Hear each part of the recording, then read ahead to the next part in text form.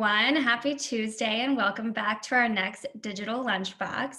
Today we're going to be chatting about how to conduct a website analysis, both for your own company and also what to look for when you're looking at your competitors. So let's kick this off. What is the biggest or number one mistake you see on a person's website? Number one mistake. Ooh, that's tricky. You know, it often, from my perspective, it often tends to be around messaging or clarity of the value proposition, just stating clearly what you do right from the get-go on your homepage, for example, or, really hiding that down somewhere where the viewer can't initially see it, or not even having one at all. That's definitely a common mistake, but there are lots of things. Adam, what about you? What do you think? Yep, what I was going to say was that value proposition. So that first thing you see on the site, not being, at least if I'm a customer or user going to a site, the first thing I see isn't what I'd expect to see. For instance, let's say I'm going to a site with a very specific product that really stands out. I jump on there and there's nothing about that product, even though I was on Google and I searched that product, all of a sudden I'm on this website and I have no idea what I'm looking at. So not knowing what the user is on your site for in the first place, or somewhere having a miscommunication between your users and the site, just in that first message there. Yeah, and it's kind of, it sounds silly to say that, well, tell me what you do and why I should care. That should be right there on your website, front and center, but it's amazing what, internal politics and opinions can do to a website over time. So that is a very common thing that we do see. So what else should you be looking for when you're looking at a website to conduct a full analysis, looking for areas of improvement? Sure. Beyond messaging, we like to see some sort of data, data collection, i.e. Google Analytics. Analytics are key to understanding what's working, what's not, and are you making progress over time? Adam, what would you say? I mean, kind of jumping off of that analytics there is like, if those analytics are in place, there's a lot of stuff we can use off of those. If they aren't in place, obviously setting them up right away. But let's say you have analytics set up and we notice that most of the users are on mobile, but the site isn't responsive at all. Making sure that is one of the first things you kind of tackle in this kind of website audit, because people can't access it on the device they want to. You're losing a lot of customers.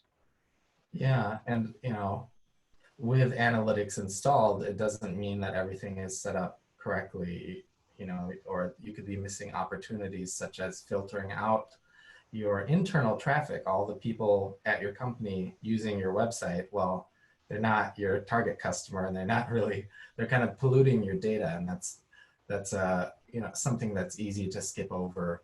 Or maybe you're pulling in accidentally analytics from your development site that have nothing to do with your production website. So we definitely see a lot of misconfiguration, kind of data pollution issues on various websites that we encounter. Yeah, I mean, there's a lot to do just right out of the gate to make sure that, everything's set up correctly. And that's usually where we start.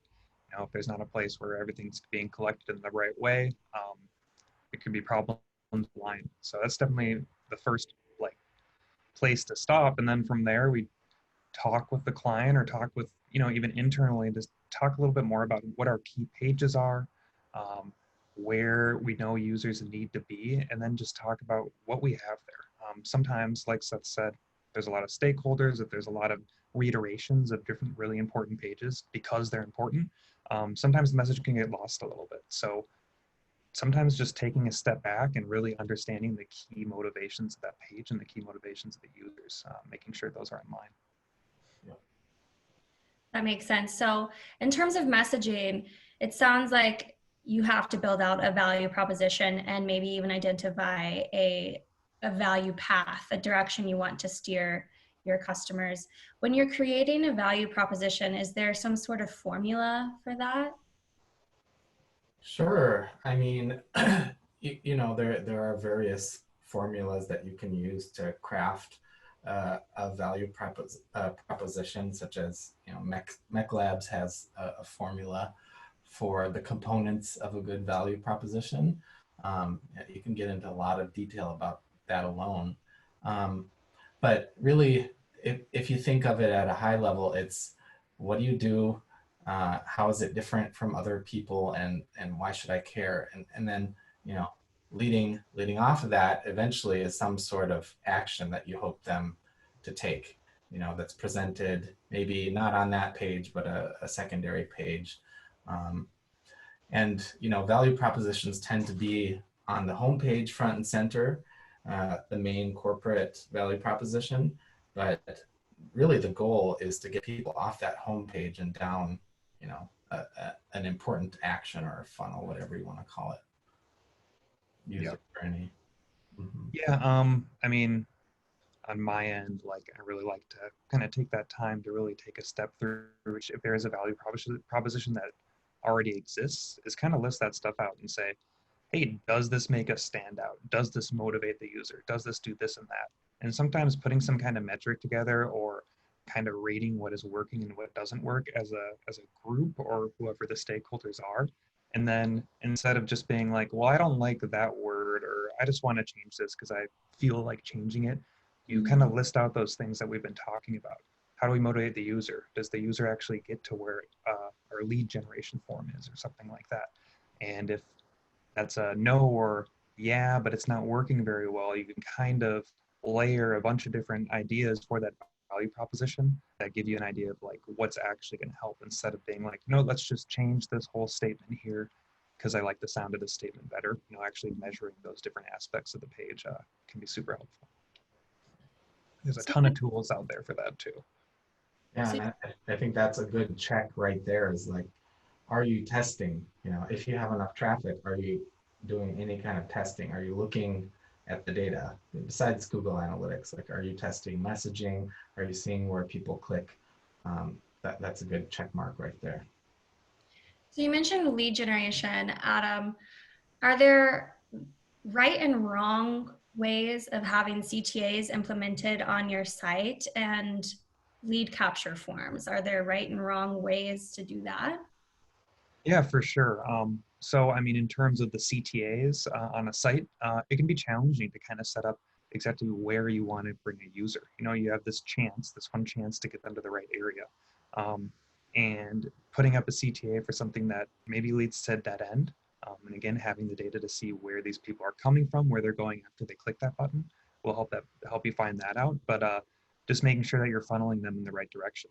Sometimes if the CTA leads right to a form entry or a purchase, you're missing out on the in-between to actually legitimize yourself. If you're too slow to the process of getting the user to the end goal here, they're going to lose interest and leave the site.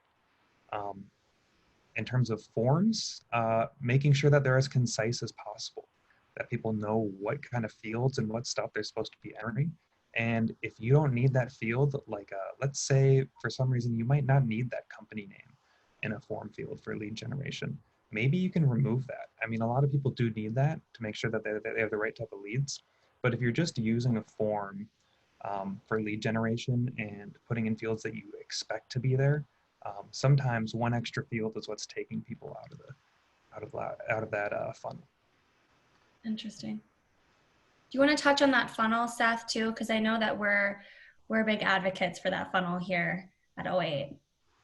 Yeah, well, people come in to your site from various levels of awareness or consideration. If they don't know your brand, well, they're probably not going to click just contact us right out of the gate. If they're coming from a display ad or something like that, they just happened upon you. If they're searching for something very specific that you do and it aligns really well with their search intent, okay, they might contact you if all of the user experience, the flow, the messaging, everything works out. They know what's going to happen when they click that contact us button. Someone will get back to you within 1 business day or 1 hour.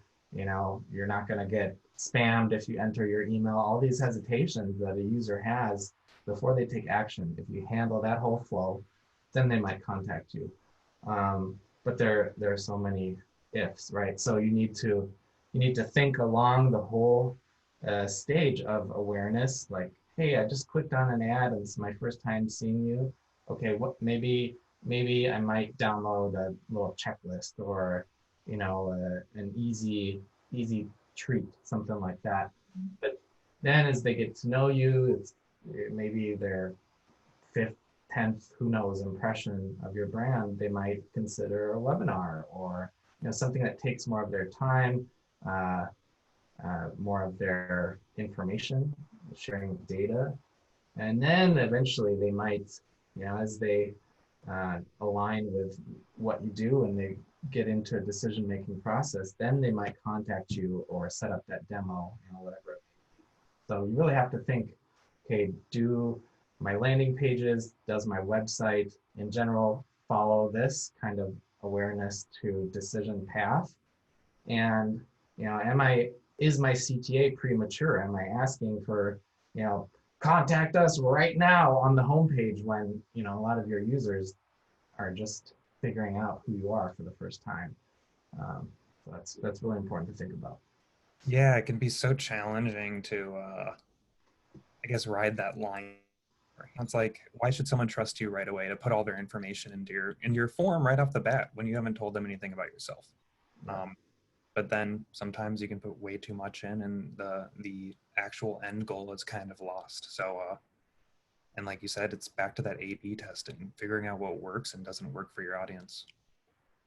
That makes sense. So we've touched on messaging, the value props, lead capturing, CTAs, and a little bit of analytics, but let's talk about optimization. So I know that when we're conducting a website analysis, we like to look at if the site is actually being optimized in terms of keywords, heading tags, things like that. Is there an easy way to make sure you can do that? Let's say I have a WordPress site. Is there some sort of plugin I can use, or just making sure I'm getting that done if I maybe don't have an agency partner? Yeah, I mean, right off the bat, in terms of WordPress, really popular plugin that we use across all our sites as well as Yoast. Yoast is fantastic for SEO. Even if you're not a developer or a digital marketer, if you're just trying to jump in and see what's going on, Yoast has a ton of documentation, video tutorials to help you kind of get up and running and figure out what you're missing out on in your site. There's global settings like making sure that you have a sitemap that Google is able to see in other bots. To more specific stuff like, are your blog pages having the right keywords? Are they readable to bots? All this kind of stuff, and Yoast does a really good job of laying it out. There's a free version and a premium version. I think for a lot of people, free is more than enough to just get started. Yeah, and Yoast is available on the Drupal platform as well, which we tend to use a lot. There are a lot of great tools on the internet, like Neil Patel's Uber Suggest, for example, if you're looking for a keyword strategy or to see various volumes on what you're hoping to write about or the content that you're hoping to pursue. You know, I suggest, if you're looking to get into SEO or marketing kind of DIY on your own, to follow the Marketing School podcast. Neil Patel and Eric Stu, they've got a lot of great tips and tools and tricks that you can use if you're looking for kind of a self-starter or learning path on that front.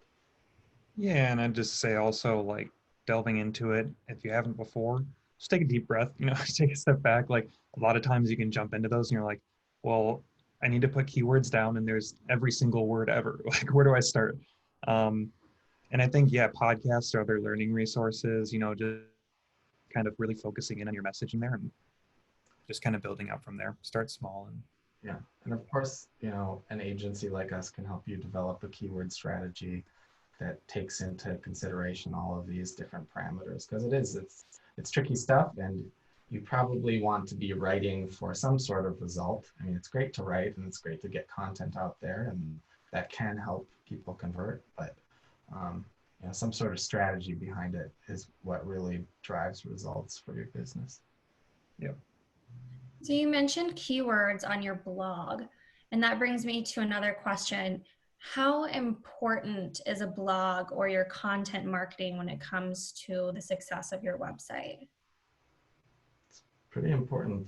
I mean, Google looks for sites that are moving, that are thriving, engaging. You know, if you've got a static site and it never changes, Google is going to say, okay, well, what are they even doing over there? So a blog is a great way. It's not the only way, but a really great way to uh, publish hopefully valuable content that a user would actually engage with and click on. You know, these are all metrics that Google uses to rank.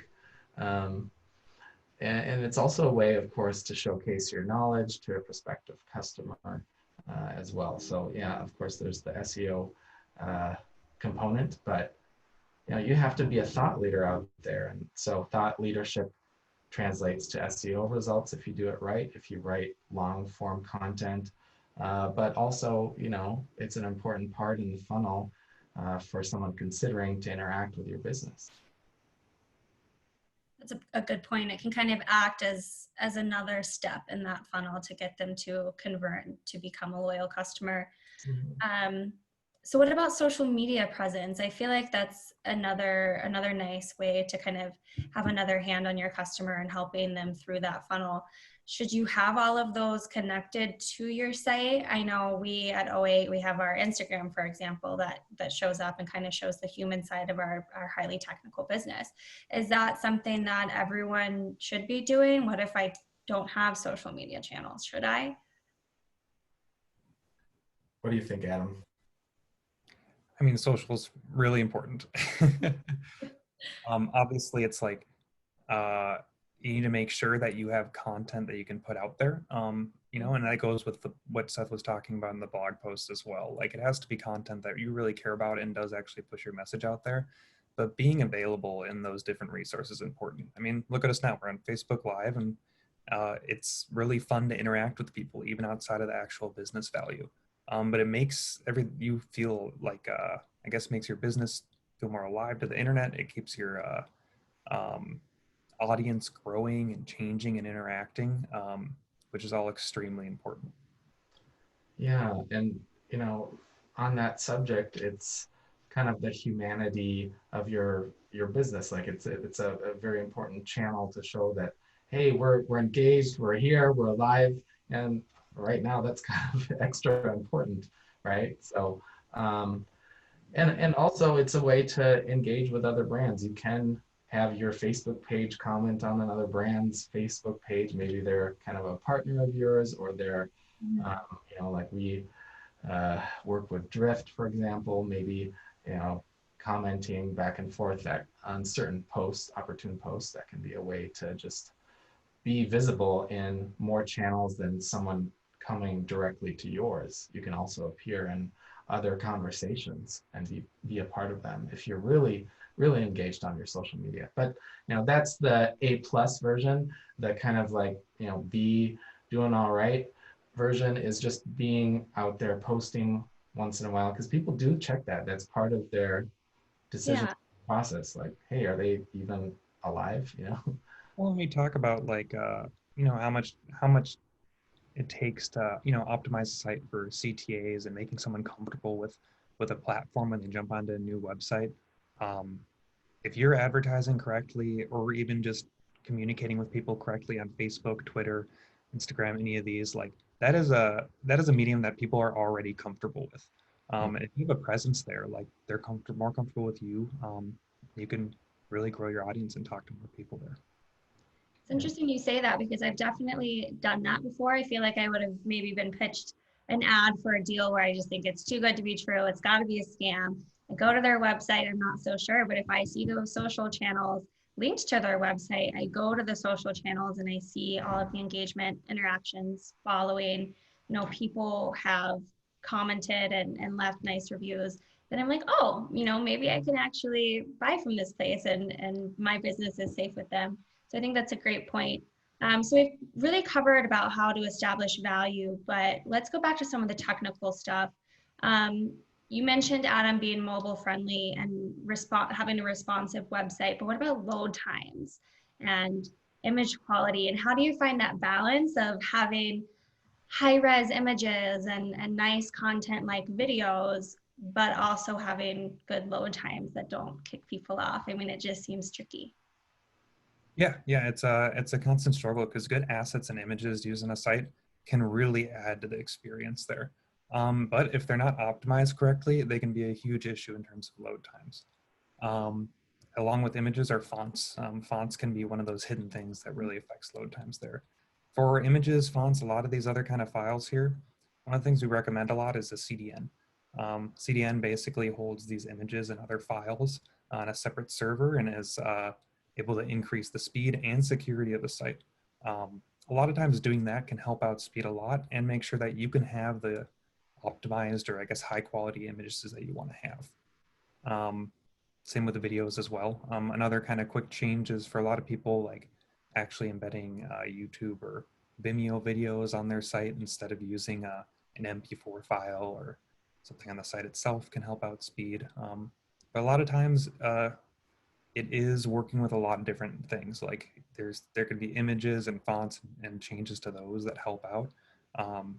But after that, you have to delve into the site a little more to really figure out how to optimize it. And that's important. Google and other search engines do look at the speed of your site. And if your speed is really low, you're not going to be ranking as well. Yeah, and it's also a really important factor in conversion optimization. You know, the slower your site is, the more your conversions are going to drop. It's just a fact. It's a baseline thing. And on the CDN note, people still have various opinions about it, but in 2020, if you don't have a CDN, like you're doing something wrong. There's Cloudflare out there for free. Uh, there there's just you just don't have any business not having a CDN right now. It's so critical to performance, but also security. If you're ever under attack, you can flip on "I'm under attack," and it you know challenges users or user agents with JavaScript challenges. So there are just so many reasons why it makes sense in 2020 to use a CDN. There's a blog article on our blog about that if you want to know more. And such a large amount of people that are using websites that don't have CDNs don't have to pay like extra money for it. The free plan on some of these CDNs will work perfectly well for many people. Yep, exactly. So these are a lot of great things to do when conducting a website analysis on your company. Do you do these same things when you're looking at your competitors? Or what if you have a specific competitor in mind and you're just like, this company is doing way better than us at attracting and converting leads? What exactly should you be looking at when you're looking at their site? Well, I would say the same things. You know, do they have the baseline things together? But also you can see what technologies they're using if they're using Google Optimize or any of the A/B testing tools. If they're using Hotjar, some of these heat map and user journey recording tools and of course analytics. And hopefully they have analytics if they're a competitor. But you can see if they are being proactive about their growth and about their website and their digital presence. And you can also use Wayback Machine to see how, if they are using A/B testing, you can use Wayback Machine to see, oh, they have gone through this iteration and this iteration. This is how they've improved over time. So you can actually see how a competitor has improved over time. And you can also set up a visual ping alert to alert you to changes on their website. So you can, if you're really honing in, you can really follow a competitor, at least at the website level. And then there's, of course, their keywords and SEO that you can monitor as well. You can look at their ads. There are just tons of ways you can track your competitors. Who knew? Yeah, another thing I do there is that you can look at their users. Like if they do have a strong social presence, if they have reviews anywhere on their products and they're doing much better than you, or you're just trying to figure out how they're doing in the market there, see how users are actually talking with them. Maybe they have some kind of special value proposition or some reason that makes people really want to be a part of their product or purchase their products.